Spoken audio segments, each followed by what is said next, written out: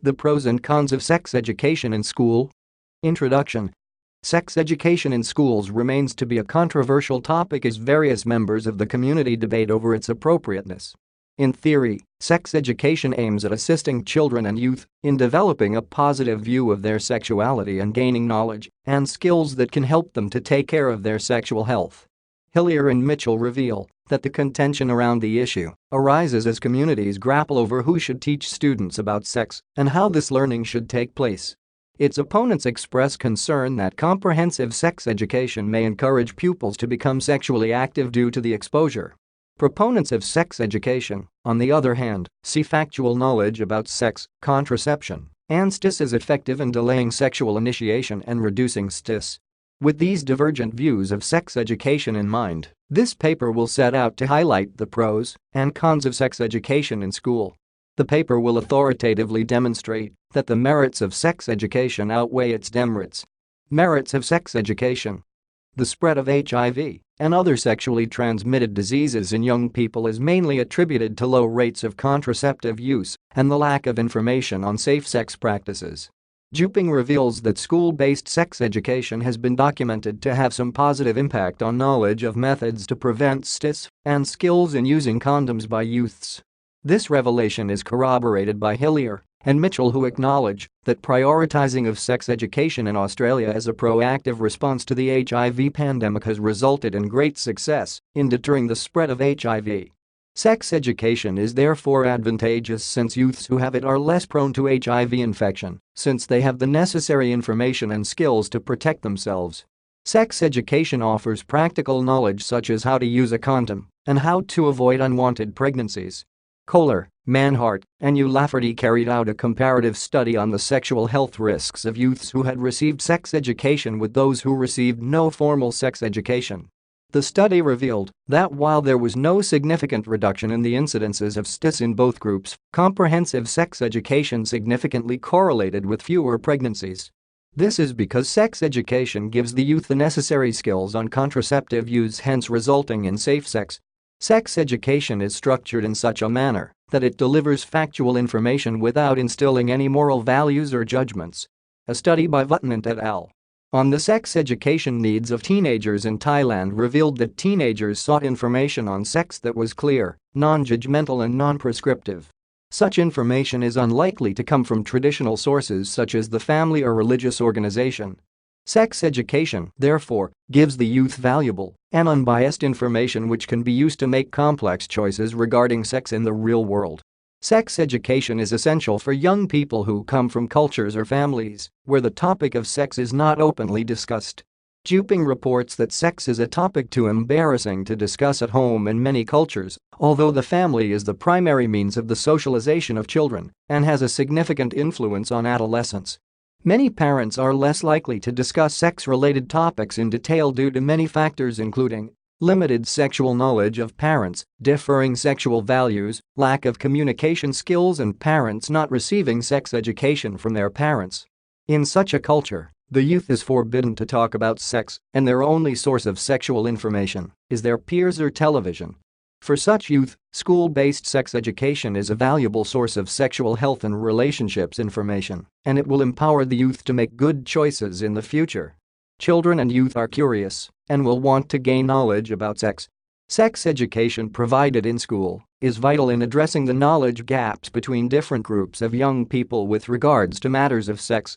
Without this avenue, the young will resort to other sources of information which may not be as benevolent. Vutnant et al. Theorize that sex education is a useful tool for countering media and peer influences that otherwise shapes the youth's mind on the topic of sex. Teenagers who gain information about sexual intercourse from friends are more likely to adopt liberal sexual attitudes. On the other hand, those who gain the same knowledge from parents and teachers are less likely to engage in sexual activities. Demerits of sex education. A major demerit of sex education is that the material taught is mostly against the moral or religious beliefs that the students have been brought up with. As it is, sex education is provided within a secular context, and any moral or religious background of teaching is ignored. The reasoning behind this is that the role of sex education is not to instruct children not to have sex, but rather to provide comprehensive and inclusive education on sex. Religion plays a significant role in the lives of individuals, and research indicates that religious commitment and participation in religious activities results in sexual abstinence. Religion can, therefore, be seen to have a positive impact on sexual attitudes and initiation among the youth. Sex education, thus, undermines the influence of religious and moral values in guiding young people in matters of sex. Sex education results in the acquisition of intimate knowledge on sex by youths who may up until then be uninterested or ignorant of the topic. For this reason, some of the conservative parents believe that there is no need for their children to understand sex until a definitive adult relationship is at hand. These parents think that sex education could indeed corrupt the students' moral standing and incline them to engage in sex. This assumption is supported by Vutnant et al., who revealed that sex education programs give students information which may result in sexual ideas and experimentation among some students. A compelling argument raised by opponents of sex education is that the provision of too much or the wrong kind of sexual education can destroy the innocence of the youth. This is not an unfounded fear, since, as Hillier and Mitchell concur, comprehensive sex education includes teachings on abstinence, safe sex practices, homosexuality, and sexual diversity. Since sex education is provided in a value-neutral environment, the youths lack guidance on the matter and are left to do whatever they want with the information provided. Discussion. As can be seen, there are many valid arguments both for and against sex education. However, most of the opposition to sex education is based on the assumption that once young people are made aware of sexual possibilities, they will immediately and without restraint indulge in sexual activities. Hillier and Mitchell note that this paternalistic belief has persisted despite being disapproved by multiple research findings.